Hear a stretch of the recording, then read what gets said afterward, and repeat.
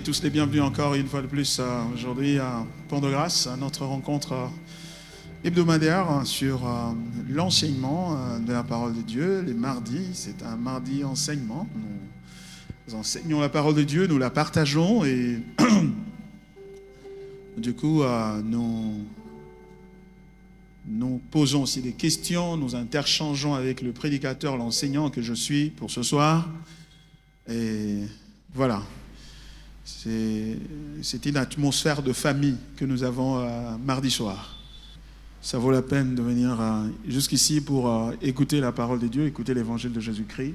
Moi, j'aime beaucoup la Bible, j'aime beaucoup la parole de Dieu. Parce qu'il n'y a pas quelque chose qui me console autant, qui donne autant de signification à ma vie que la parole de Dieu. Et là où on se décide de s'asseoir pour partager la parole de Dieu, moi, ça me va droit au cœur. Donc, j'en tire toujours profit, car la parole de Dieu, la Bible est inspirée par Dieu. Elle est utile pour enseigner, pour corriger, pour redresser, pour encourager, pour édifier. Nous ne venons pas le mardi ici pour du sensationnel. Nous ne venons pas pour du sensationnel. Nous venons pour être enseignés et enseigner dans les voies de Dieu, dans la parole de Dieu. Ok? C'est ce que nous faisons. Alors là... Aujourd'hui, nous avons, je crois, terminé la fois dernière notre étude de cas sur Maman Jacqueline.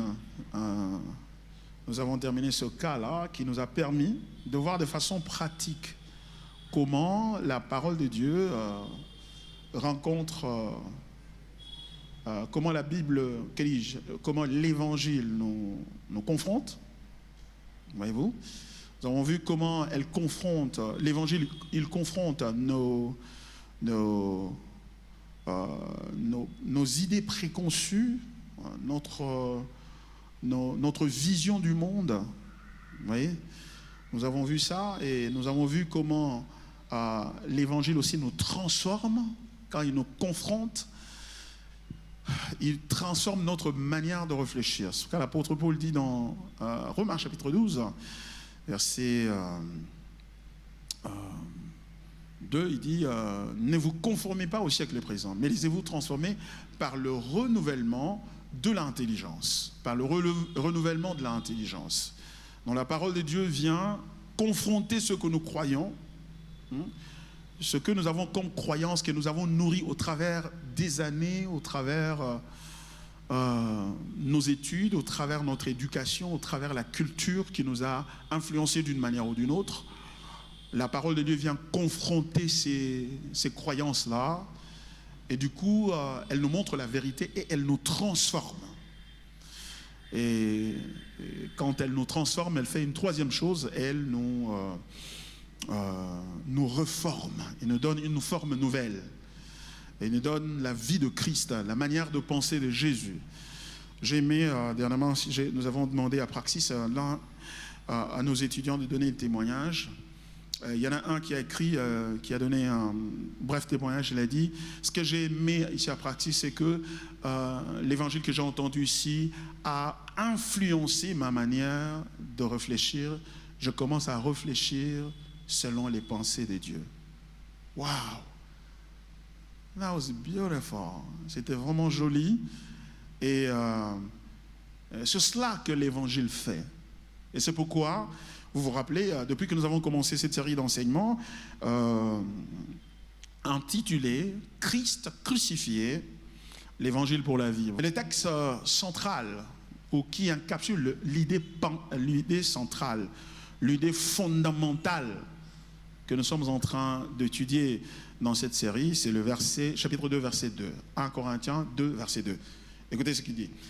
« Car je n'ai pas eu la pensée de savoir parmi vous autre chose que Jésus-Christ et Jésus-Christ crucifié. » Voilà. Je n'ai pas voulu avoir la pensée d'autre chose parmi vous. Sinon, Jésus-Christ et Jésus-Christ crucifié. Et Jésus-Christ crucifié, c'est l'essence, c'est la substance même de l'évangile. Vous vous rappelez dans 1 Corinthiens chapitre 15, c'est annoncé, que vous avez reçu, dans lequel vous persévérez. Ce n'était pas une leçon du début de la vie chrétienne. Ce n'était pas le ABC de la vie chrétienne. Il dit que je vous ai annoncé, que vous avez reçu et dans lequel vous persévérez. Donc, l'évangile, on ne le reçoit pas une fois et on le laisse derrière, on va vers autre chose. Mais on continue dans l'évangile, on s'enfonce dans l'évangile. Et il poursuit son discours en disant, l'évangile que je vous ai annoncé, que vous avez reçu, dans lequel vous persévérez, écoutez ceci, par lequel vous êtes sauvés, si vous le retenez tel que je vous l'ai enseigné, autrement vous aurez cru en vain. Voyez-vous, l'apôtre dit, il faut une certaine continuité dans la foi. Vous avez entendu cet évangile, vous l'avez reçu, c'est-à-dire que vous avez placé votre foi en cela. Vous persévérez en cela. C'est-à-dire lorsque vous entendez quelque chose qui va à l'encontre de cet évangile, vous le rejetez, vous la rejetez. Mais vous vous accrochez à cet évangile. Et il dit, si vous le retenez tel que je vous l'ai annoncé, autrement vous aurez cru en vain. Ça veut dire que ce n'est pas la foi qui nous sauve, c'est l'évangile qui nous sauve. Parce que tu peux croire erronément, tu peux croire dans l'erreur, tu peux croire à l'erreur, tu peux te tromper. Ce n'est pas, bon Jésus, laisse-moi quand même entrer au ciel. Hein. J'avais cru, j'étais sincère dans ce que j'avais dit. Hein. J'étais vraiment sincère. Non, non, ce n'est pas ta sincérité qui te sauve. Mais ce sont les termes dans lesquels l'évangile t'a été annoncé. Et ta fidélité à cet évangile-là, c'est ce qui te sauve. Car c'est l'évangile qui sauve. Et cet évangile-là, finalement, c'est une personne. C'est vrai, on en a parlé, on a dit que c'était un message. C'est vrai, l'évangile est un message. L'évangile est une histoire. C'est une annonce, on nous annonce quelque chose qui a été fait sans nous, que Dieu lui-même a accompli en la personne de son Fils Jésus-Christ. Et ça nous est donné comme une annonce, comme un communiqué. Hein? Et ce communiqué-là, lorsque nous l'entendons, il provoque la foi en nous. Et lorsque nous plaçons notre foi en lui, nous sommes sauvés. La foi, c'est un communiqué au sujet de ce que Dieu a fait, qui a eu lieu longtemps avant même que nous soyons nés. Voyez-vous? Et c'est une histoire. Ce communiqué-là est une phase dans la grande histoire de Dieu où Dieu a accompli quelque chose de glorieux, de salutaire à notre bénéfice, à notre endroit. Et c'est ainsi que nous avons, en croyant en cela, nous sommes sauvés et nous entrons dans l'histoire de Dieu. Nous sommes recrutés dans l'histoire de Dieu. Nous devenons des enfants de Dieu et des participants à quelque chose que Dieu est en train de faire. C'est ça l'évangile. C'est une annonce, un communiqué, mais c'est aussi une histoire. L'évangile est aussi une philosophie de vie, une manière de vivre. C'est-à-dire une raison pour laquelle vous vivez. Pourquoi tu vis? Je vis à cause de l'évangile. Car ma vie ne m'appartient plus à moi-même. L'apôtre Paul l'a si bien dit dans Galates chapitre 2, verset 20. Il dit, j'ai été crucifié avec Christ. Si je vis, ce n'est plus moi qui vis, mais c'est Christ qui vit en moi. Voyez-vous? Donc, si je vis, donc l'évangile, c'est vivre la vie de quelqu'un d'autre. Et puisque c'est la vie de quelqu'un d'autre, la vie de quelqu'un d'autre ne doit pas t'inquiéter. Parce que ce n'est pas ta vie à toi. Si dans cette vie-là, tu souffres, ne t'inquiète pas au sujet de ta souffrance, parce que ce n'est pas ta souffrance. C'est la souffrance de celui qui vit en toi. N'est-ce pas? Yeah. Si dans cette vie-là, tu reçois beaucoup d'argent, oh, ne dépense pas ça comme tu veux, parce que ce n'est pas ton argent. C'est l'argent de celui qui vit en toi. Si c'est un mariage, eh bien, ce n'est pas ton mariage. C'est le mariage de celui qui vit en toi. Je n'ai plus rien pour moi-même. Je n'ai rien que je peux appeler mien. Tout est à lui. C'est pourquoi il dit que vous mangiez, que vous buviez, que vous fassiez quoi que ce soit, faites tout pour la gloire de Dieu. Parce que vous vivez pour lui, vous ne vivez plus pour vous-même. C'est pourquoi même l'argent que j'ai, je viens de gagner une bonne somme d'argent, et s'il lui dit, bon, donne-moi la moitié de cet argent, j'en ai besoin, je vais faire quelque chose dans l'église, eh bien je donne. Pourquoi? Parce que ce n'est plus mon argent, c'est l'argent de celui qui vit en moi. Voyez-vous? Quelqu'un vient te demander en mariage et que c'est lui qui a demandé, c'est lui qui a demandé à cette personne de te demander en mariage. Et non, non, non, non, ça c'est pas mon goût, ça c'est pas mon genre. Non, non, c'est le genre de celui qui est en train de vivre en toi. Ce n'est pas ton genre à toi. N'est-ce pas? Ça devient une philosophie de vie. Mais le ministère, tu veux faire le ministère, tu ne le fais plus pour toi-même, mais pour entrer dans ta destinée. Non. Même s'il dit quitte les États-Unis, viens à Kinshasa, monte sur la moto et va prêcher la parole de Dieu. Mais est-ce qu'il y aura 5000 personnes? Non, non, non, non. Il n'y aura qu'une centaine. Ah, mais non, 100 c'est moins, c'est pas beaucoup. Ils ne vont pas se donner assez d'argent. Il dit non, ce n'est pas pour toi qu'ils sont venus. Ils sont venus pour celui qui est en toi. Voyez-vous? C'est ça l'évangile. L'évangile change la manière de vivre. L'évangile, ce n'est pas que j'ai mon agenda, j'ai mon programme, j'ai mes plans, j'ai mes rêves que j'ai vus, ou je sais les choses que mon grand-père m'avait dit quand j'étais tout petit. Donc, je vis plus pour moi-même. Je vis pour quelqu'un d'autre, pour Christ.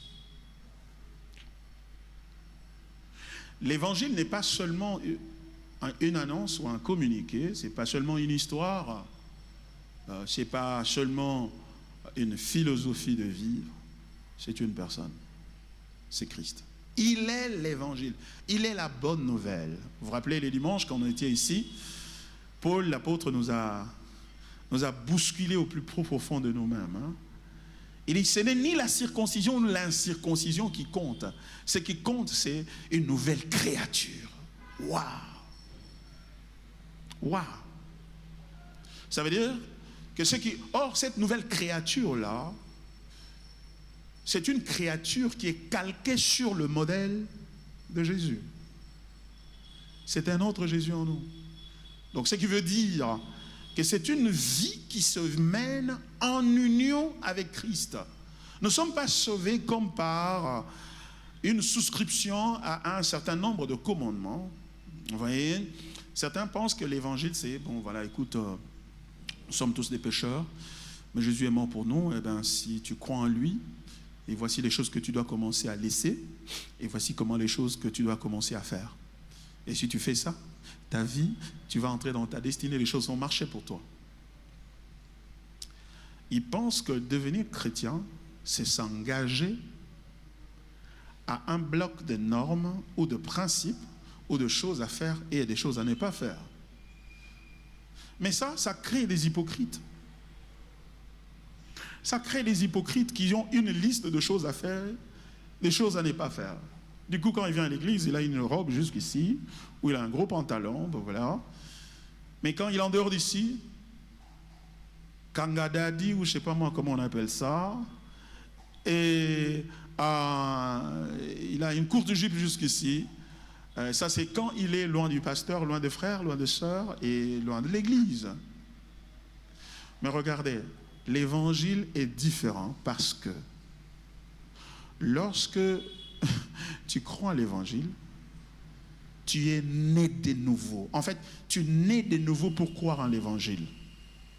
C'est une nuance de taille. Tu nais de nouveau pour croire en l'évangile. Tu es recréé. Il dit l'apôtre Paul dit dans Éphésiens chapitre 2, verset 10, il dit, nous avons été créés en Jésus-Christ pour de bonnes œuvres que Dieu a préparées d'avance afin que nous les pratiquions. C'est une affaire de création.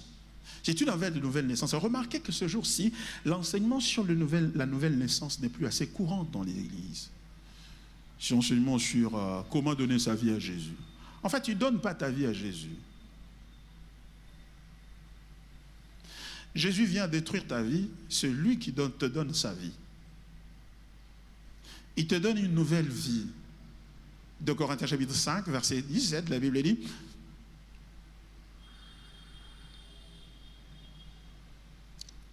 de Corinthiens 5, 17, Ceux qui sont en Christ, comment je peux oublier le texte? Les choses anciennes, lorsque quelqu'un est en Christ, voilà, les choses anciennes sont passées, est une nouvelle créature, les choses anciennes sont passées, et voici toutes choses sont devenues comment? Nouvelles. C'est ça. Tu deviens nouveau.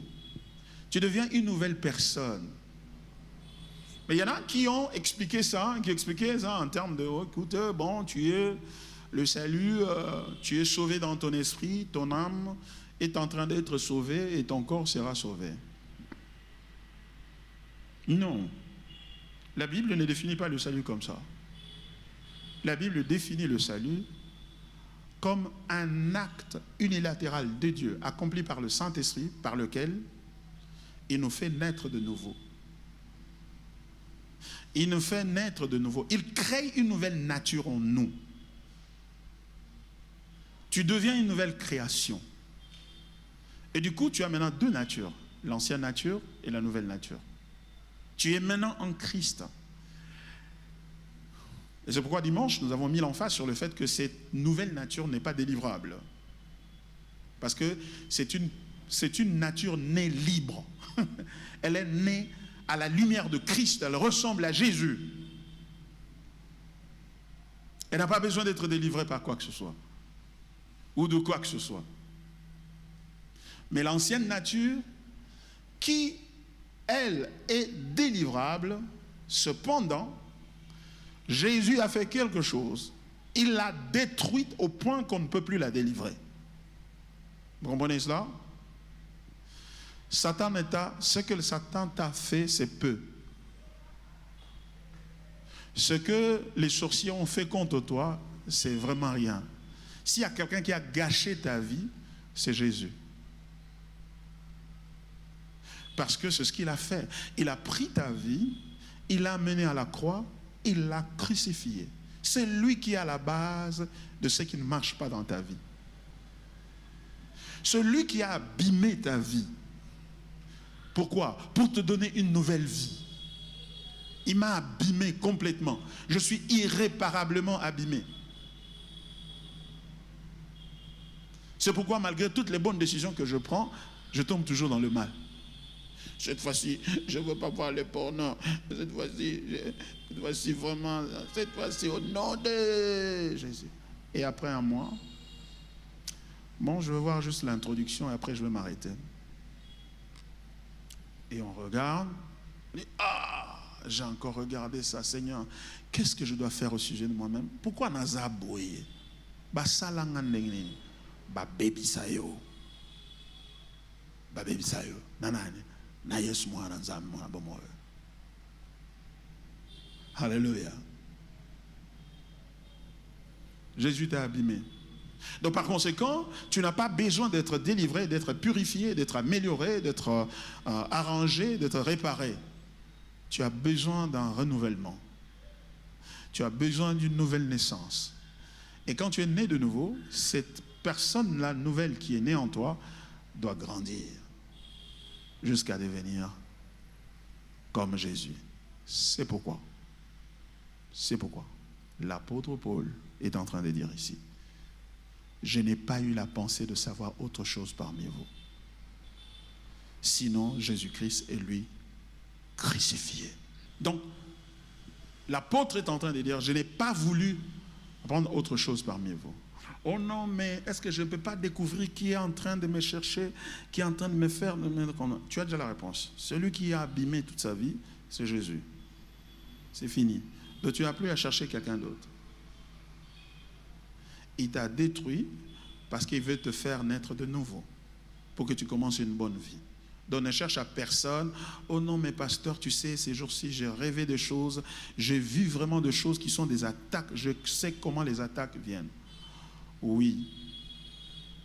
Jésus dit, l'apôtre Paul dit, je n'ai pas voulu savoir autre chose parmi vous que Jésus-Christ et lui crucifié.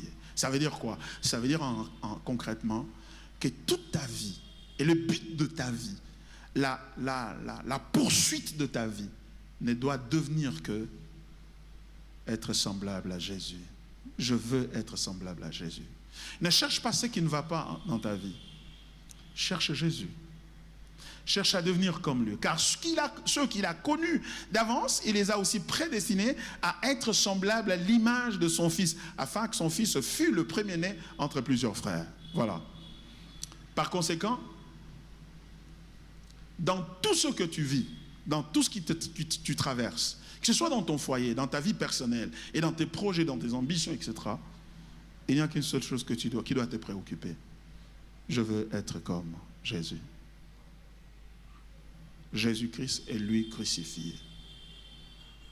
C'est ça. L'apôtre dit, le juif cherche le miracle, les grecs cherchent la sagesse. Mais nous prêchons Jésus-Christ. Nous prêchons l'évangile. Voyez-vous?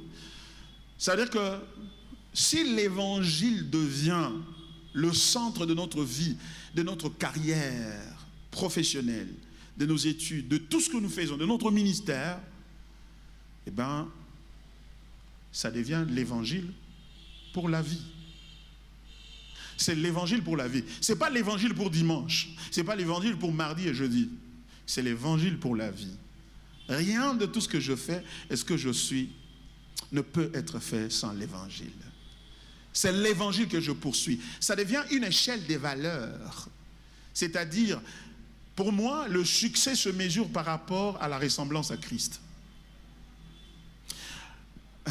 La stabilité dans le foyer, dans la famille, dans tout ce que je vis, se mesure par rapport à ma capacité de ressembler à Jésus, le Fils de Dieu. Je veux être comme lui. Et comment lui il était? Il disait, ma nourriture. Même lorsqu'on lui a dit, mais on a faim, on doit aller chercher à manger. Il dit, ma nourriture, c'est de faire la volonté de celui qui m'a envoyé. Oh, moutonne nini. Nama mbaulia akoti nzambe nakati. Pobilo ponyo se zaye et que la main naye pe ponaye. Voilà. C'est pourquoi cette thématique ici est pour nous l'évangile pour la vie. Pour la vie. Et la vie commence par la famille. Toute personne est venue par une famille. Même si cette famille n'était pas constituée par quelqu'un d'autre. En dehors de Jésus qui est né de façon virginale, nous le savons, nous tous, nos parents ont dû s'assembler pour nous avoir. D'où nous sommes entrés dans ce monde par deux personnes qui ont conjugué des efforts pour nous emmener là.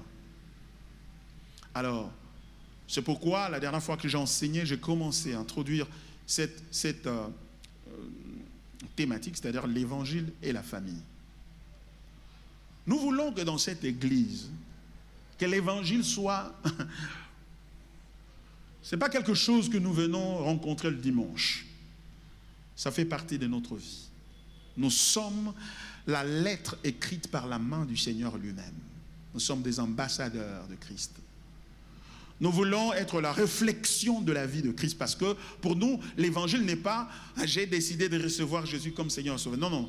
L'évangile pour nous, Christ vit en nous. Il vit en nous.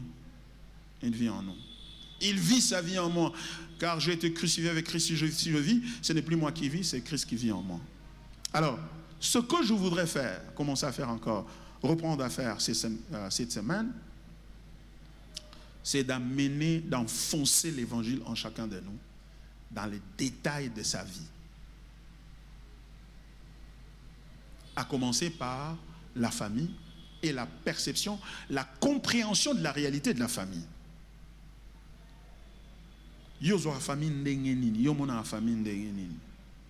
Alors nous allons apprendre à voir la famille avec les lunettes de l'évangile. Nous portons les lunettes de l'évangile et à travers elles, nous voyons la famille et nous l'interprétons. Pour ceux qui sont déjà, qui ont bâti des familles, c'est-à-dire qui sont mariés, qui sont ici, j'en vois quelques-uns, il n'y en a pas beaucoup, nous ne sommes pas nombreux ce soir, nous sommes minorisés ce soir, qu'à cela ne tienne, gloire à Dieu, à vous la majorité qui n'êtes pas encore mariés. Pourquoi? Parce que nous, n'est-ce pas vrai? C'est ça, non? Nous sommes moins nombreux, non? Madame, nous sommes moins nombreux. Alors, pour vous qui n'êtes pas encore mariés, nous voulons que l'évangile façonne et taille votre vie, perspective de famille et donc de mariage et de construire une famille demain. Et ça, c'est un enseignement qui, si je pouvais l'écouter pendant que j'étais encore comme vous, ça m'aurait beaucoup aidé. Mais heureusement pour moi, je l'ai rencontré en cours de chemin et j'ai eu cet enseignement, cet évangile, ça m'aide beaucoup, je vous assure. Et je ne veux pas vous parler seulement de choses que j'ai lues quelque part, non, je veux vous dire comment cet évangile-là m'a aussi façonné, a façonné mon foyer, ma famille, ma femme et mes enfants et tout ce que je rêve au sujet du lendemain. Ok? Et ça va vous équiper. Ça, c'est très important. C'est pourquoi je vais commencer aujourd'hui. Enfin, je vais reprendre aujourd'hui, mais ça va prendre peut-être 3-4 séances parce que je voudrais aller en profondeur. Vous savez, ici, à Pont-de-Grâce, nous n'aimons pas survoler les choses. Nous ne faisons pas du jardinage ici. Nous creusons. Nous creusons les choses, nous allons en profondeur. Car c'est à ce prix-là que nous allons voir la gloire de Dieu. Amen. Amen. Voilà. Alors, aujourd'hui, je vais démarrer avec cet enseignement. Cette partie, en fait, c'est une partie dans l'enseignement Christ crucifié, l'évangile pour la vie. Donc, la première partie est essentiellement doctrinale. Donc, c'est-à-dire que j'ai placé la doctrine, expliqué la doctrine de l'évangile et toutes ses origines, ses implications, ce qu'elle fait, ses fonctions. Elle nous confronte, elle nous transforme, elle nous reforme, etc. Enfin, il nous reforme, etc. Donc, et maintenant, nous voulons voir comment cet évangile-là s'applique dans la vie de tous les jours. Nous allons parler de la famille, nous allons parler de la vie professionnelle, nous allons parler de la vie dans la communauté, etc. Et par rapport aux ambitions et aux projets que chacun de nous a au sujet de l'avenir. Ok? Nous voulons que ça soit pratique, donc ça va être de moins en moins théorique, mais de plus en plus pratique. Alors, l'évangile et la famille, c'est comme ça que je vais appeler ça. Une fondation biblique pour le mariage et la vie familiale. C'est ça. L'évangile et la famille, 2 points. Une fondation biblique pour le mariage et la vie familiale. Ça fait partie de notre série sur Christ crucifié, l'évangile pour la vie. Je dirais, c'est le 2e module dans cette série-là. C'est le 2e module. Voilà. Les amis de Praxis retrouvent leur langage de module. Voilà. Ce dont nous allons parler, en introduction, je vais parler d'abord du mariage et de la famille à la gloire de Dieu. Le mariage et la famille à la gloire de Dieu. Deuxièmement, je vais parler de l'évangile et la fondation du mariage. Comment on va combiner les deux? Ok. Troisièmement, nous allons parler du mariage comme mystère. Le mariage comme un mystère. Ce mystère-là, c'est entre Christ et l'Église. Ok? Le mariage comme mystère, Christ et l'Église. Quatrièmement, nous allons parler de construire une famille saine par l'Évangile. Comment bâtir une famille saine par l'Évangile. Ok? Cinquièmement, la gestion des conflits selon l'Évangile. La gestion des conflits. Parce que, croyez-moi, vous allez avoir des conflits. Et il y a quelque chose que Paul Tripp a dit. Qui m'a percuté pendant que je préparais ce sermon. Enfin, cet enseignement. Il dit que tout problème que nous avons dans le foyer n'est pas un problème d'incompatibilité d'abord. C'est un problème de péché d'abord, de notre nature pécheresse. Ça, c'est révolutionnaire. Il dit tout le problème que, quand vous êtes marié, tout problème que vous allez avoir, sa cause fondamentale n'est pas d'abord due à l'incompatibilité de caractère, d'éducation, de culture, de niveau intellectuel, de préférences, etc. Non, il dit c'est un problème d'abord de votre nature de pécheur. Et par conséquent, toute résolution de conflit commence par l'harmonisation de l'évangile. Donc vous ne pouvez pas, par conséquent, vous comprenez que vous ne pouvez pas avoir un faux évangile, mais prier pour avoir un mariage stable. C'est impossible. Vous ne pouvez pas avoir un évangile distordu, du genre l'évangile de la prospérité, ou l'évangile de combat, l'évangile du messager des temps de la fin, ou l'évangile de l'hypergrâce, hein, la grâce extrême, etc. Et vivre un mariage stable et biblique, c'est impossible. Ça, c'est une pensée révolutionnaire. Ça veut dire donc que dans tout foyer, si on veut bâtir un foyer stable, on doit absolument s'enraciner, s'incruster dans l'évangile, s'approfondir dans l'évangile. Ce qui, aussi par ricochet, veut dire que ceux qui ne sont pas encore mariés, voici la chose, c'est qu'il n'y a pas meilleure manière de se préparer pour le mariage que de s'enfoncer dans l'évangile. Voyez-vous? Par conséquent, le critère fondamental et primaire pour épouser quelqu'un, c'est son degré d'immersion dans l'évangile. Vous comprenez ça? Évangile à moi, azindi samiti wapi, comme les soukele kana makolo, ou bien soukele même na loketo, to aza mobimba na kati évangile. Voyez-vous? Parce que l'impatience dont tu souffres, ah là j'étais en train d'avancer, ah ça fait longtemps, ah mais je ne vois vraiment pas des gens, peut-être il faut que j'aille là où les gens prient vraiment beaucoup, et peut-être qu'il faut que j'aille dans l'église du pasteur Baron où tout le monde entend l'évangile, comme ça je peux trouver quelqu'un ou quelqu'une là-bas. Toutes les inquiétudes que vous pouvez avoir et qui vont vous motiver à vite décider,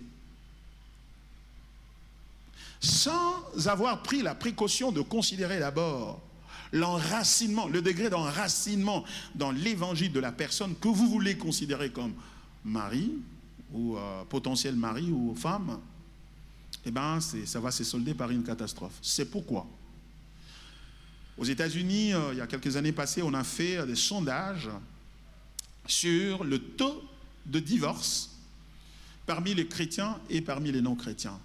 Et vous savez quoi? Il s'est avéré que le taux est quasiment le même.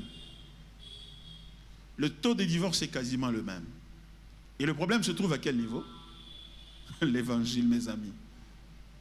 Parce que nous voyons des gens qui aussi s'identifient comme des chrétiens, mais qui ne vivent pas un mariage fondé sur l'évangile. L'évangile, c'est différent de prier. L'évangile, c'est différent de dire que non, moi, je ne commets pas d'adultère, je n'insulte pas, je ne fais pas les gens, je ne fais pas ceci. Non. L'évangile, c'est plus que ça. C'est pourquoi nous avons dit, l'évangile, c'est une annonce.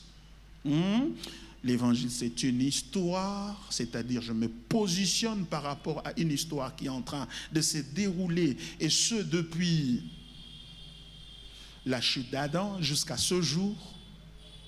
L'évangile est une philosophie de vie, manière de voir la vie, de l'interpréter, une herméneutique, des instruments d'interprétation de la vie. Et l'évangile, c'est aussi et surtout la personne de Jésus. Oui. C'est différent d'aller à l'église. C'est différent d'aller combattre. Et avoir des témoignages. J'ai prié, j'ai eu des témoignages. Le Seigneur a fait ceci pour moi, le Seigneur a fait cela. Il y a des mariages qui ont des témoignages, mais qui se brisent, finalement. Bazara sous-souté. Mais Bazara n'a pas tatoli. Une façon de tatoli là. Tondima qui te bako kabona. Pourquoi? Nous vivons dans un monde qui a été brisé par le péché. Et l'antidote contre le péché. Ce n'est pas la prière. Ce n'est pas la théologie à praxis. Ce n'est pas une moralité pure. Je m'éloigne du mal, je ne fais pas du mal. L'antidote, c'est l'évangile de Jésus-Christ. Point barre. Et par conséquent, si nous voulons bâtir des bonnes familles, eh bien, devons aller à la parole. OK? Et il est important que nous comprenions. Il est important que nous comprenions qu'en tant que chef, tu es appelé à être le gardien doctrinal de la famille. Le gardien de la spiritualité de la famille.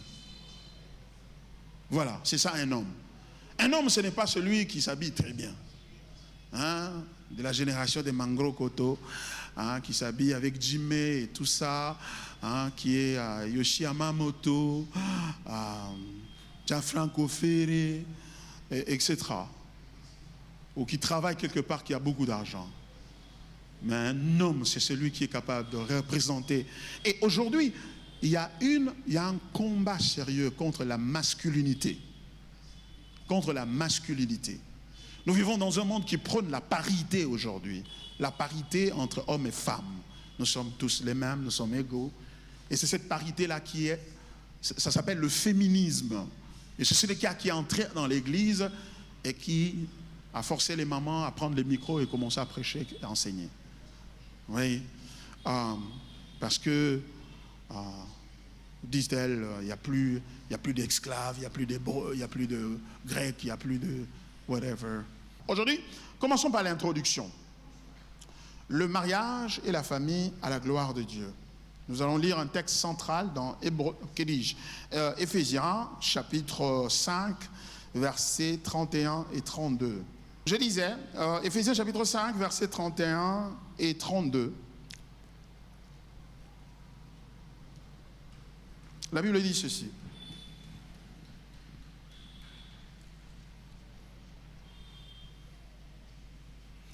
C'est pourquoi l'homme quittera son père et sa mère et s'attachera à sa femme, et les deux deviendront une seule chair. Ce mystère est grand. Je dis cela par rapport à Christ et à l'Église. Voyez-vous? Le problème dans notre contexte aujourd'hui, chers frères et sœurs, permettez-moi de commencer par une question honnête. Combien de mariages dans notre ville de Kinshasa reflètent vraiment Christ et l'Église? Car l'apôtre Paul dit dans ce texte ici, ce mystère est grand, je dis cela par rapport à Christ et à l'Église. C'est-à-dire que le mariage est un mystère. C'est-à-dire, c'est une pratique qui occulte, qui cache quelque chose de plus grand. Ou tout au moins, c'est une réalité qui est destinée à fonctionner comme une parabole. Comme une parabole qui pointe vers une réalité beaucoup plus grande que elle-même, cette parabole. Et cette réalité-là, c'est l'union de Christ et de l'Église. C'est ce que l'apôtre Paul est en train de dire. Bon, donc par conséquent, si le mariage est une parabole d'une réalité beaucoup plus grande que celle qui s'observe, celle qui sert de symbole, vous comprenez donc que le mariage a pour but de refléter Christ et l'Église. Le problème, c'est que vous commencez à comprendre déjà dès le départ que nous vivons un détournement de mariage. Parce que nous ne nous marions pas pour refléter Christ comme la parole de Dieu le dit. Nous nous marions parce que je suis très âgé, je n'arrive plus à rester seul, j'ai déjà trouvé l'emploi, j'ai déjà trouvé l'argent. Donc on se marie pour soi-même. On vit pour soi-même, on ne vit pas pour ce pourquoi le mariage a été créé. Le mariage a été créé par Dieu pour servir de parabole, pour être une sorte de symbole qui dit voici ce que Christ est par rapport à son Église. C'est ça. Mais la question qu'on se pose, c'est que finalement, combien de mariages autour de nous reflètent la relation de Christ et l'Église? Mais parfois même, le mariage du pasteur lui-même ne reflète pas cette réalité. La réalité troublante est que nos familles chrétiennes souffrent des divorces, des violences domestiques, d'infidélité, des accusations de sorcellerie, des prophètes qui brisent les mariages par leur révélation, l'évangile de prospérité créant des attentes irréalistes. Et aujourd'hui, c'est comme si, en fait, c'est comme s'il y avait deux mots, deux concepts qui sont dangereux aujourd'hui dans l'Église. Le premier, c'est le péché. Le second, c'est la famille. La famille est devenue autant aussi péjoratif, un concept péjoratif que l'est le péché. C'est comme si l'invitation est à l'individualisme, à la carrière solo. Cherche ta délivrance, cherche ta bénédiction, cherche ta destinée, etc. Il n'y a pas un langage de groupe, un langage de nous. Faisons ceci ensemble. Ce langage de chacun pour soi, Dieu pour tous. Et ça, c'est tout à fait contraire à ce que Dieu a conçu en instituant le mariage. Ça devient pour des raisons égoïstes. Beaucoup de mariages qui se brisent aujourd'hui, lorsque vous examinez les raisons, au fond, vous allez trouver une seule raison. L'égocentrisme, tout simplement. L'égocentrisme, pas beaucoup de choses. Oh non, il ne s'est pas préparé. Oh non, il n'a pas fait. Non, non. L'égocentrisme. L'incapacité de vivre pour autrui. L'incapacité de vivre pour aimer comme Christ a aimé. C'est ça le drame. Et vous qui n'y êtes pas encore, ayez tout le rêve que vous avez. Mais je laisse seulement vous dire que quand vous y entrez, vous vous rendez compte que c'est une autre paire de manches. C'est une autre réalité ici.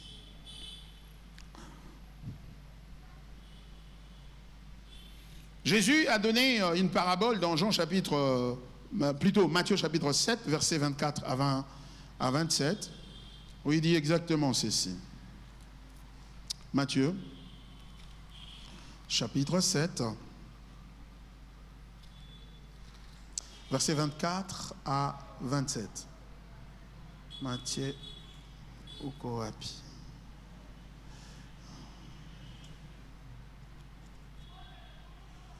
« 24 à 27. Écoutez ce qu'il dit, le Seigneur, le sage. Il dit, c'est pourquoi quiconque entend ces paroles que je dis et les met en pratique, il sera semblable à un homme prudent qui a bâti sa maison sur le roc. La pluie est tombée, les torrents sont venus, les vents ont soufflé et se sont jetés contre cette maison. Elle n'est point tombée parce qu'elle était fondée sur le roc. Mais quiconque entend ces paroles que je dis et ne les met pas en pratique, sera semblable à un homme insensé qui a bâti sa maison sur le sable. La pluie est tombée, les torrents sont venus, les vents ont soufflé et ont battu cette maison, elle est tombée et sa ruine a été grande. Voyez-vous? Donc il y a deux types de constructeurs. Le sage qui bâtit sur le roc et l'insensé qui bâtit sur le sable. C'est quelque chose qui n'est pas solide, qui n'est pas permanent. Mes frères et sœurs, depuis que le péché est entré dans le monde, le mariage n'est plus automatique. La seule fois où le mariage, et donc la famille, a été automatique, c'est lorsque Dieu a créé Adam et Ève, le premier homme. Et il l'a placé dans le jardin, ensuite il va créer la femme et il les a amenés ensemble. Boum, ils sont mariés. Et la famille a commencé. Mais depuis qu'ils ont été chassés du jardin et que le mal est entré dans le monde, eh bien, le mariage n'est pas automatique. N'est plus automatique. Ça demande de s'asseoir et de calculer le coût. Ça se demande de s'asseoir et de démontrer la sagesse. C'est pourquoi Jésus parle de deux types d'hommes. Un qui est sage, qui bâtit sa maison sur du roc, et l'autre qui est insensé qui vacille sur le sable. Tu n'auras personne à blâmer, sinon toi-même, sinon tes émotions. Ah, j'aurais dû me retenir. Pasteur, tu aurais dû insister. J'insiste.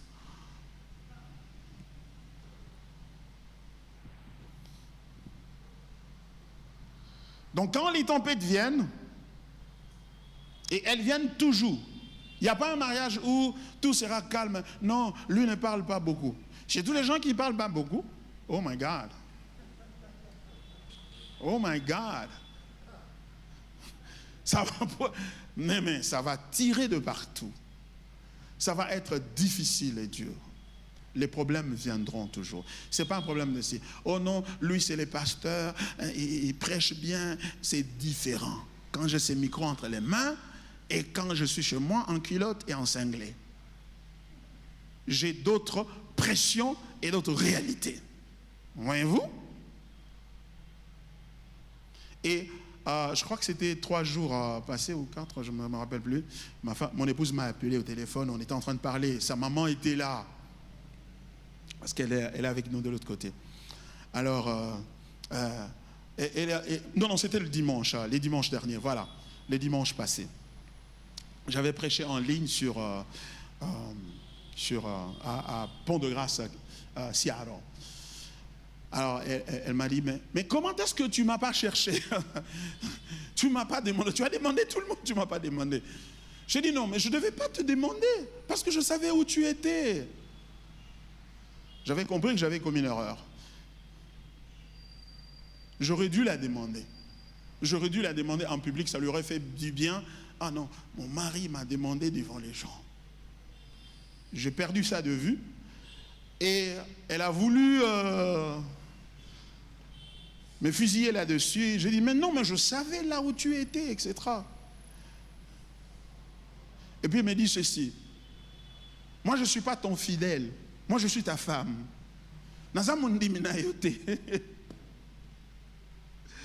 On a rigolé avec sa maman qui était au téléphone. On a rigolé. Et j'ai dit, effectivement, toi, tu n'es pas mon diminangaï. Yo, ça chérie moto. Yo. Et j'ai su parler. Vous savez, je sais quand même un peu parler. Je l'ai calmé. C'est pour dire que des petites choses. Parfois, le mariage se démembre à cause de petites choses, pas de grandes choses. Hein? Parfois, c'est un tube de dentifrice. Oh non, il fallait presser de bas vers le haut. Mais non, même si je presse au milieu, ça va toujours sortir. Et ça fait une discussion qui va finalement tourner en vinaigre. Et puis voilà, vous apprenez que non, ils ne s'entendent plus. C'était quoi? Au bout, vous allez vous trouver, oh non, mais c'était une histoire de... où est-ce qu'il faut appuyer sur la pâte dentifrice, sur le tube de la pâte dentifrice. C'est ça le problème? Non, le problème n'est pas celui-là. Le problème, c'est l'évangile. Comment ça, l'évangile? Mais parce que, pourquoi toi, tu vas avoir raison qu'on appuie au milieu ou on appuie de bas vers le haut? Pourquoi tu ne peux pas accepter que moi je fasse ça à ma manière? Parce que tu trouves que ta manière à toi est la bonne. Donc, tu penses que ta manière de voir les choses doit triompher toujours. Et tu as raison. Et tu dois être respecté. Et ça peut venir de l'homme comme de la femme. Et du coup, ça trahit cet égocentrisme. L'incapacité de laisser l'autre faire comme il le veut. Et surtout, la capacité de laisser l'autre commettre l'erreur. Beaucoup de foyers ne marchent pas parce qu'il n'y a pas d'espace pour erreur. Le gars, c'est un perfectionniste. So, ça dit qu'il y a un faut l'obelango. Atika kalikambo lekate. Maman on a yat. Oh, te fallait au chango kopango, fallait au chango awa. Ozongisa kibo sala kiboye. Non, est-ce que ko tika kate? Bachango wana me yo zwango zongisa na place malamu. Okokufa pona muninga te. L'évangile. Donc au fond, au bout du compte, le problème, c'est un problème d'évangile. Ok? So, certains construisent leur mariage sur la romance. Hein? guitare, c'est sur les apparences, sur la romance et tout. La romance n'est pas mauvaise, elle est bonne, mais elle ne doit pas être le fondement du mariage. Le fondement doit être l'évangile de Jésus-Christ. Comment? On va en parler de façon pratique ici, ok? L'argent, il y en a qui bâtissent sur l'argent. Si nous avons assez d'argent, nous serons heureux. L'argent est dangereux si on n'a pas l'évangile. Mais l'argent est bon quand on a l'évangile entre ses mains. Tu sais, ce qui détruit, ce n'est pas, oh non, il était mal éduqué. Non, ce n'est pas qu'il était mal éduqué ou qu'elle était mal éduquée. C'est pourquoi nous nous sommes séparés. Non, tu as manqué l'évangile. Tu as manqué l'évangile. C'est pourquoi, vous vous rappelez, j'ai toujours dit que le mariage, c'est comme un cimetière. Seuls les morts, ils restent. Quand vous allez à un cimetière, vous allez enterrer quelqu'un, tout le monde, beaucoup n'angana maman. Donc, on pleure, mais au bout du compte, c'est le mort qui va rester là-bas. Tout le monde va rentrer à la maison. Oui. Donc, pour rester dans le mariage, il faut mourir. Or, mourir veut dire l'évangile. Par conséquent, quand tu as le mariage et tu veux bâtir une famille, tu as besoin de la croix. Tu as besoin de la croix. Tu dis, je vais laisser la croix prendre la place parce que je voudrais élever mes enfants. Je voudrais garder cette famille ensemble. Non, c'est différent de dire que je suis assis dans ce mariage à cause des enfants. Ça, c'est différent. Non, on ne peut pas rester dans le mariage à cause des enfants. Ce n'est pas un mariage, c'est autre chose. Mais on peut se dire, je vais bâtir un bon mariage afin que mes enfants en bénéficient. Parce que le premier bénéficiaire, ce sont les enfants. Ils sont là. Moi, je viens d'un foyer brisé. Mes parents ont divorcé, j'avais l'âge de 7 ans. J'en ai vu de toutes les couleurs. Le vert, il n'est pas mûr.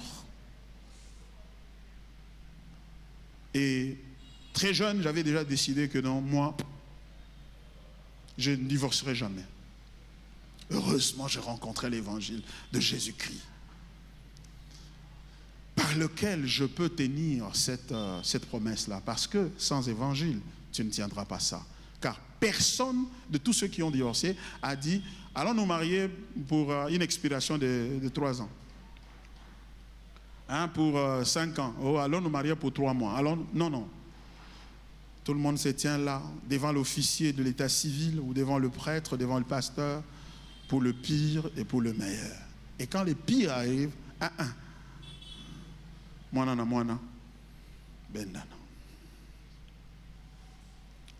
voilà. Mais l'objectif de cet enseignement, nous voulons revenir au fondement solide de l'évangile. Nous voulons revenir au fondement de l'évangile. L'évangile de Jésus-Christ, donc. Nous allons découvrir comment l'évangile est lié à la famille.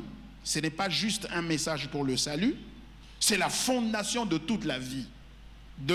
Comment l'évangile fonde un mariage saint et biblique. Définition du mariage. Nous allons parler des rôles du mariage, des rôles des différents de l'homme et de la femme. Nous allons parler des responsabilités à la lumière de la croix de Christ. Aussi, nous allons parler de comment construire une famille saine et une responsabilité évangélique. Pas exceptionnelle, mais partie intégrante de notre témoignage. Comment gérer les conflits et comment les faux évangiles détruisent les familles. Commençons par la première partie, l'évangile et la fondation du mariage. Le dessein originel de Dieu. Dans Genèse, premier livre de la Bible, chapitre 2. Je ne voudrais vraiment pas courir avec cet enseignement, mes amis. Vous le remarquez, je le fais vraiment à dessein. Je voudrais aller très doucement pour m'assurer que nous comprenons. Et surtout que ça nous entre, parce que plus ces choses nous pénètrent, plus nous allons être influencés par elles et agir en conséquence. Et tu diras, c'était pendant cette période-là que le pasteur était en train de prêcher, d'enseigner sur le mariage, que j'ai compris. Et cette soirée, ça va te revenir, ou ces soirées, disons-le peut-être comme ça, ces soirées vont te revenir à l'esprit à des moments critiques, à des moments où tu en as besoin. Et le Saint-Esprit te rappellera l'enseignement, la parole.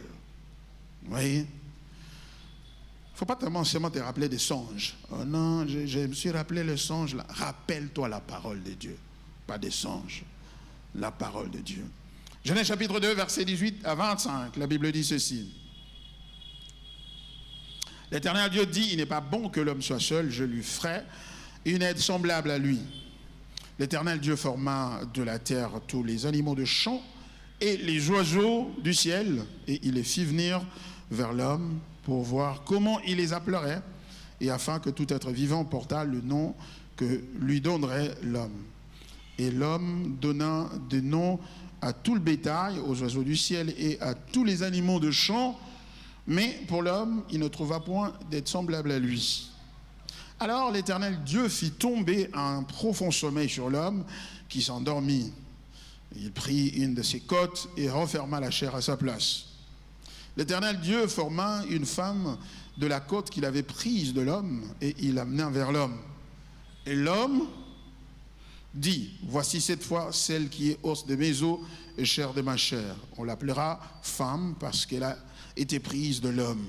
C'est pourquoi l'homme quittera son père et sa mère et s'attachera à sa femme et ils deviendront une seule chair. L'homme et sa femme étaient tous deux nus et ils n'en avaient point honte. Voilà. C'est la première fois dans ce texte ici que nous venons de lire, déjà depuis le chapitre 1 du livre de Genèse, qu'on voit que ce que Dieu avait fait n'était pas bon. Tout ce que Dieu faisait le premier jour, c'était bon. Deuxième jour, c'était bon. Troisième, quand on arrive au sixième jour, lui-même Dieu dit, je vois qu'il y a quelque chose qui n'est pas bon. Et c'est quoi? C'est qu'il ne faut pas que l'homme soit seul. Je lui ferai une aide semblable.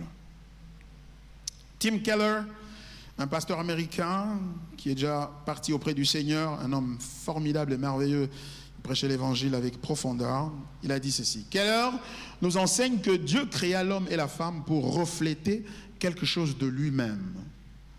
Dieu existe en Trinité, Père, Fils et Saint-Esprit, en parfaite communion.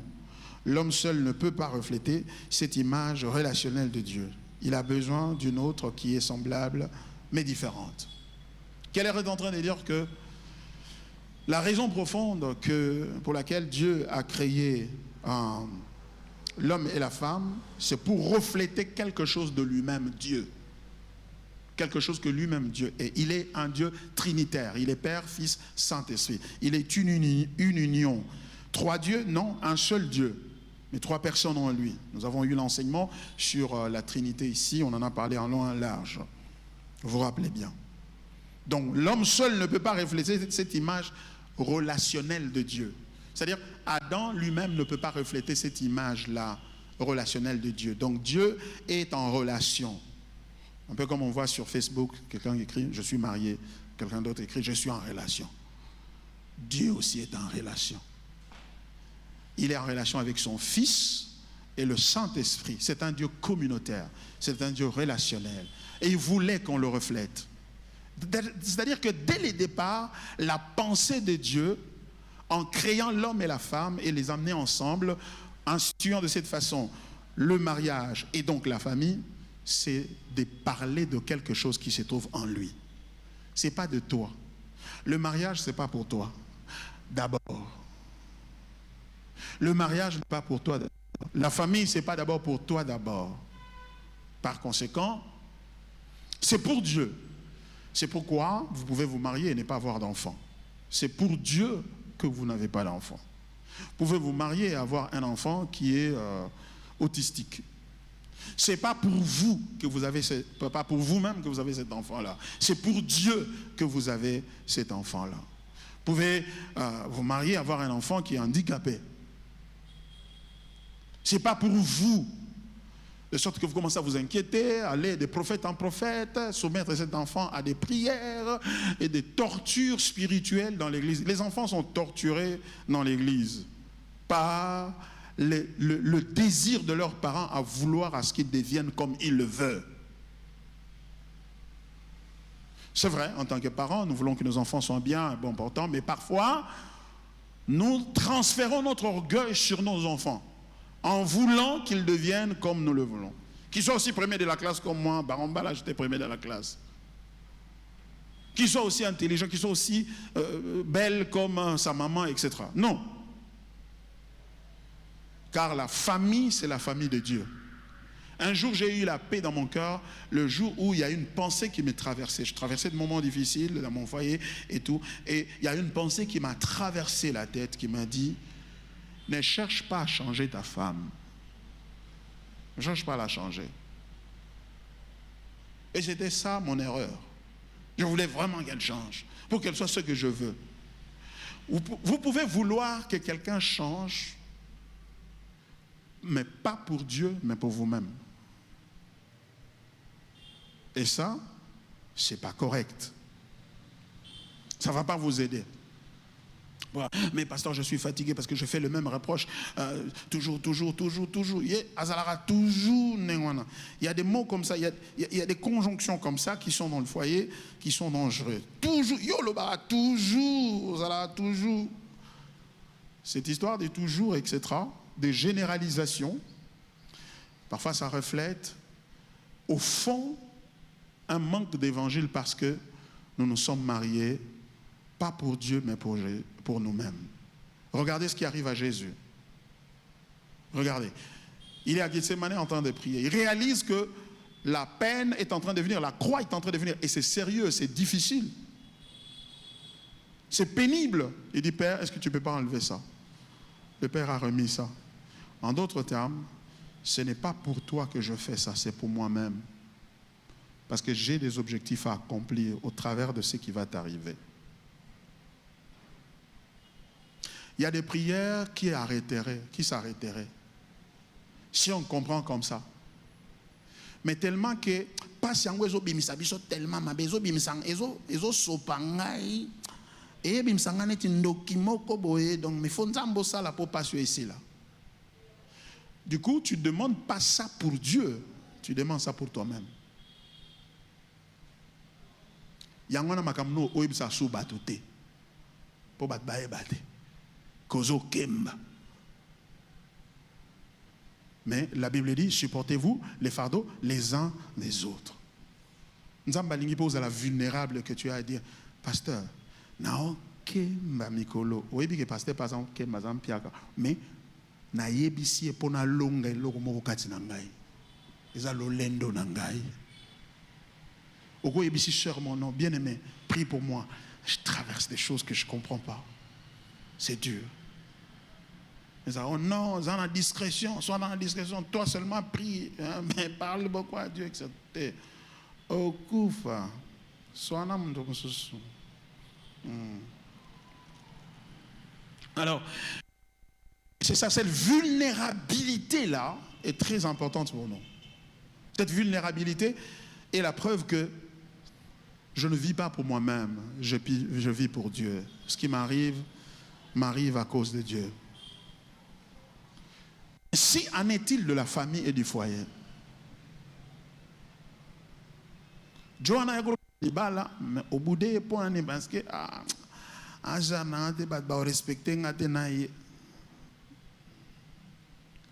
parce que tu veux le faire pour toi-même, non pour le Seigneur. Ok? Dieu dit qu'il n'est pas bon que l'homme soit seul, je lui ferai une aide semblable. Une aide semblable. Adam. La première personne que Dieu a créée, c'est Adam. Et il a dit qu'il va faire une aide semblable à l'homme. Beaucoup de gens, quand on parle de l'aide, ils voient ça comme de façon péjorative. Ils voient ça comme quelque chose de négatif. Ah, moi, ça aide, donc c'est comme mon amoussa, c'est comme sa servante, you know, pour qu'il puisse venir l'aider. Est-ce que moi je suis là pour vivre ma vie ou je suis là pour aider quelqu'un d'autre? Tu vois? Ça, c'est dangereux. Ce n'est pas ce que la Bible veut dire en disant une aide semblable. Imaginez un médecin urgentiste, c'est-à-dire qui travaille aux urgences, qui arrive sur la scène d'un accident. Il arrive quelque part, il y a un accident. Et quand il dit « j'ai besoin d'aide », cherche-t-il quelqu'un d'inférieur? Est-ce que quelqu'un peut m'aider ici avec ce malade? Ça veut dire que l'aide qu'il est en train de chercher, cette personne est inférieure à lui. Non. Non. Il cherche quelqu'un de compétent, de qualifié, quelqu'un qui peut faire ce qu'il ne peut pas faire seul. C'est ce qu'Ève était pour Adam. Quelqu'un de qualifié que Dieu amène, quelqu'un de compétent que Dieu amène dans la vie d'Adam pour l'aider à faire ce qu'il ne peut pas faire de lui-même. Mes amis, depuis que je suis marié, j'ai vu que, en tout cas, Dieu avait raison quand on s'est marié. Parce que je ne serais pas ce que je suis devenu aujourd'hui. Je ne réaliserai pas ce que j'ai réalisé aujourd'hui. L'apport de mon épouse est d'une importance capitale dans mon devenir. Je ne peux pas me glorifier au sujet de ce que je suis devenu sans parler de mon épouse. Et remarquez quelque chose au verset 24, il dit « Une seule chair », verset 24, « c'est pourquoi l'homme quittera son père et sa mère et s'attachera à sa femme et ils deviendront une seule chair ». Ce verset révolutionnaire établit trois principes fondamentaux. Trois principes fondamentaux. Le premier, c'est de quitter. Établir une nouvelle unité familiale prioritaire. Donc vous quittez là où vous êtes et vous faites de votre famille une unité prioritaire. Ok? Dans notre contexte, cela ne signifie pas abandonner ou déshonorer les parents, mais établir des frontières saines. Le mari qui permet à sa femme de contrôler, le mari qui permet à sa mère de contrôler sa femme, viole ce principe. La femme qui court chez sa mère à chaque conflit viole ce principe. Tu n'es plus dépendant de tes parents, tu dépends de l'homme ou de la femme à qui tu t'es attaché. Deuxièmement, s'attacher. Un engagement permanent et exclusif. C'est le langage de l'alliance, pas du contrat. S'attacher. On ne s'attache pas comme dans un contrat. C'est une alliance. Le mariage est une alliance. La différence entre le contrat et l'alliance est la suivante. L'alliance est une relation de vie à vie. De vie à vie. C'est pourquoi le sang est souvent déversé lorsqu'il y a une alliance. On voit ça même dans l'histoire de la Bible. Dieu qui conclut l'alliance avec Abraham, qui tue les bêtes, conclut avec l'alliance avec Moïse et Israël, il fait la même chose. Et finalement, avec nous en Christ, Jésus meurt, le sang coule. Un contrat, c'est une entente des bénéfices et des intérêts. C'est comme le contrat de bail. Tu n'es pas marié à ton bailleur. Vous êtes liés par un contrat d'intérêt commun. C'est qu'il a un espace que tu es en train de louer et toi tu as de l'argent dont il a besoin. Et il y a des obligations de part et d'autre, il y a des droits de part et d'autre. Et lorsque ces contrats ou ces intérêts qui vous ont amenés ensemble sont compromis, le contrat doit être défait. Mais l'alliance est une question de vie ou de mort. Parce que ce qui vous amène ensemble, ce n'est pas seulement votre volonté, c'est Dieu qui vous amène ensemble. Et il vous amène ensemble pour parler de quelque chose de lui-même. Dans le mariage n'est pas temporaire. C'est une union permanente. Ce n'est pas une union de fortune ou de préférence. Ou une union des avantages, de la comptabilité des avantages, des bénéfices. Toi, tu vas payer la maison, moi, je vais payer l'électricité, et toi, tu vas faire ceci, moi, je vais avoir cela, et voilà. Et surtout les amis qui sont à l'étranger, en Occident, qui sont en train de me suivre, certains d'entre eux, C'est ce que nous vivons là-bas, nous réalisons. Les gens se marient pour des papiers. Parce qu'ils n'ont pas des papiers, ils veulent s'accrocher à toi pour se marier. Moi, je l'ai dit même dans notre église. Hein. Un gars qui veut épouser mes 2 filles, j'en ai 2, l'une de mes filles, eh bien, il doit d'abord décliner son identité. Je dois voir qu'il a des papiers. S'il n'a pas de papiers, ça ne commence même pas. Ça n'a même pas commencé. Et mes filles le savent. Oh non, je l'aime, mais il n'a pas de papiers. Non, non, non, non, non, non. Qu'il aille chercher ses papiers. Quand il les aura trouvés, qu'il vienne pour nous demander la main ici. Alors, on va y penser. Parce qu'il va t'épouser pour les papiers, et dès qu'il a les papiers, c'est fini. Il commence à t'insulter, à te battre, à insulter ta mère, etc. Et moi, j'ai dit à toutes les femmes dans mon église, quelqu'un te bat, un homme te bat, pour la première fois, tu lui pardonnes. La deuxième fois, tu lui pardonnes, mais tu appelles la police. Tu lui pardonnes, mais tu appelles la police. On vient le prendre parce qu'il se batte avec ses amis, ces gens qui sont comme lui, qui se battent avec eux, et voilà. Et je lui dis ça aussi, la même chose ici. Hein? Ici, vous n'avez pas de police pour appeler, mon Dieu. On va quand même appeler la police ici. Hein? Hein? Pourquoi on doit révolutionner la police ici? De l'autre côté, c'est sérieux. Ma femme, on vient te chercher, la police vient te chercher, on va te foutre en tôle pour quelques jours et on te soumet à un programme de réhabilitation, et dans ton casier judiciaire, c'est écrit que la violence domestique. Et avec ça, va chercher le travail si tu vas trouver. Oh, doka. Et non, c'est ça. Donc le mariage ne doit pas être pris à l'aventure. Tu n'as rien, tu veux t'accrocher dans mon bateau parce que, bon, ils ont de l'argent, son père a ceci ou sa mère a cela, hein, tu commences à faire des calculs, etc. Faites très attention. C'est pourquoi l'évangile est très important. Ne vous mariez pas avec quelqu'un qui ne connaît pas l'évangile. Ne le faites pas. Oh non, mais est-ce que Dieu ne peut pas permettre? Dieu ne permettra pas ça.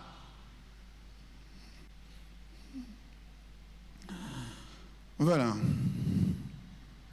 Paul Tripp a dit, le mariage n'est pas un contrat de service entre 2 consommateurs. C'est une alliance de grâce entre 2 pécheurs.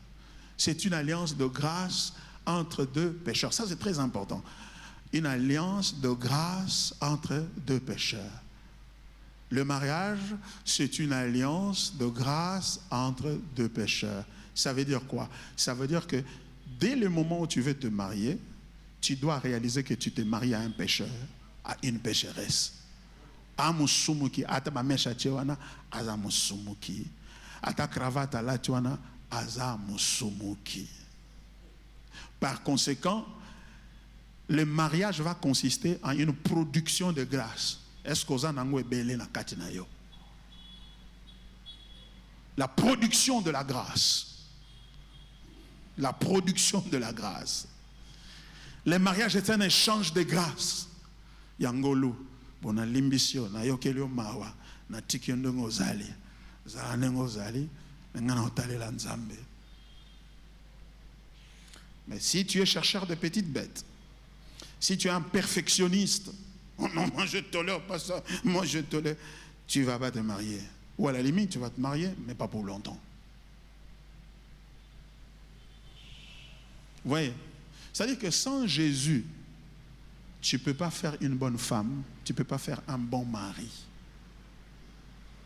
Sans Jésus. Quand je dis sans Jésus, ce n'est pas le Jésus que tu cites, c'est-à-dire sans l'évangile que tu intériorises, dans lequel tu t'enracines, dans lequel tu te lèves chaque matin, tu dis, aujourd'hui je crois à l'évangile. Et l'évangile là consiste à ce que moi je meure et que l'autre vive. C'est un engagement journalier, c'est un engagement quotidien, c'est un combat de tous les jours. Et il n'y a pas un démon à chasser. Pourquoi? Parce que ce qu'il y a de plus dangereux dans le mariage, ce n'est pas les démons, c'est la chair.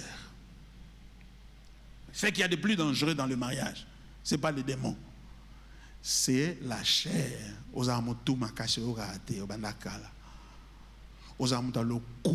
menteur patenté, assermenté. Le kouta non désobéit ça, libal. Ozomona. Et ça de moi batute. Satan n'a pas le est-ce que a tenté? Pour que tu fasses le mal, le diable n'a pas besoin de te tenter. Pour que moi, votre pasteur, je fasse le mal, je n'ai pas besoin de tenter par le diable. J'ai seulement besoin de laisser ma chair me contrôler et me diriger. Je vais faire le mal. C'est pourquoi on a besoin de l'évangile. Tu n'as pas besoin de prière parce que les prières peuvent chasser des démons. Mais les prières ne chassent pas la chair. C'est l'évangile qui dompte la chair. Vous comprenez? Et là, on a bundel nango. Satan ba benganake na lo sambo. Na benganio, na pamelio, kende na misika bikauka, na buki misana yo. Osomona des moments relati plâtre parce que babuka qui est na nani na fulani. Non. Mais et là que zo tung sabi ça mosoni. Bako sote. Et là que ça la kenaza pasteur mo bien te zaka ba démon te za mosoni. We va na kata caractère nanga no lenge nanga na zalaka etc. Nazo bunda nango tongo poko nzambe salanga mawana yo. Voilà, je vais terminer par là et ils deviennent une seule chair. Les deux deviennent une seule chair. Ils vont quitter, s'attacher et devenir une seule chair. Une union complète. Physique, il y a l'intimité sexuelle exclusive, c'est-à-dire que le mariage, c'est le seul endroit où on peut faire les rapports sexuels. Okay? Et c'est une union aussi émotionnelle, la transparence, la vulnérabilité totale, la spiritualité. C'est une union aussi spirituelle. Nous sommes unis en Christ. C'est pourquoi tu ne peux pas t'unir avec un païen. Parce que vous ne serez pas unis. Et par conséquent, vous ne serez pas unis en Christ. Mais si tu épouses un chrétien ou une chrétienne, tu es uni avec elle, avec lui, et vous deux, vous êtes unis avec Christ. C'est une union parfaite. Soko qui était oko solo anankolo naye aoko kaye. Mais yo siko oyo moi na mayo na bwana e abongwa mate azana nkolo te azan kolo ya yemoko. Soki yo koki était muta koki azate ayoke la kankolo pete amoto makasi. Faut pas bouquer le colo pour andima. Amen. Nous allons prier. Seigneur, merci pour ta parole, pour l'évangile. L'évangile dans la famille. Nous voulons avoir la perception, la compréhension de la famille qui est basée sur les Écritures, basée sur la parole. Je te prie, Seigneur, par ta grâce. Accorde-nous la grâce d'intérioriser ces choses. Nous ne sommes pas nés avec ces choses, tu le sais, Seigneur. Nous sommes nés dans la chair corrompue, perdue. Mais il t'a plu de venir à nous pour nous sauver, nous donner ta vie par l'évangile. Seigneur, aide-nous. Que cet évangile ne reste pas à l'église, qu'il soit en nous et marche et vive avec nous, que nous vivons avec lui dans nos familles, dans nos foyers, partout où nous nous trouvons, Seigneur. Renouvelle notre intelligence, nous te prions, Seigneur. Donne-nous la compréhension de choses d'en haut pour la gloire de ton nom. Oh, aide-nous s'il te plaît. Nous te prions. Que la gloire te soit rendue, que cette parole porte du fruit dans le cœur de chacun de nous. Qu'elle ne vienne pas amplifier la peur, mais plutôt la confiance en Dieu. La confiance en Dieu. Que cette parole amène la repentance en nous, Seigneur. Que cette parole amène l'attachement à Christ. Aide-nous, Seigneur. Aide ceux qui sont déjà mariés. Peut-être qu'ils traversent des moments difficiles de conflit. Je prie et je demande la grâce de s'humilier et de revêtir l'évangile et d'aller vers son mari, sa femme, pour restaurer la communion. Seigneur, pour ceux qui ne sont pas encore mariés, qui y pensent, plaise à toi de leur donner la sagesse et la direction par le Saint-Esprit afin qu'ils puissent faire des bons choix qui te glorifient, Seigneur. Je te dis merci pour ta parole. Au nom de Jésus, Amen.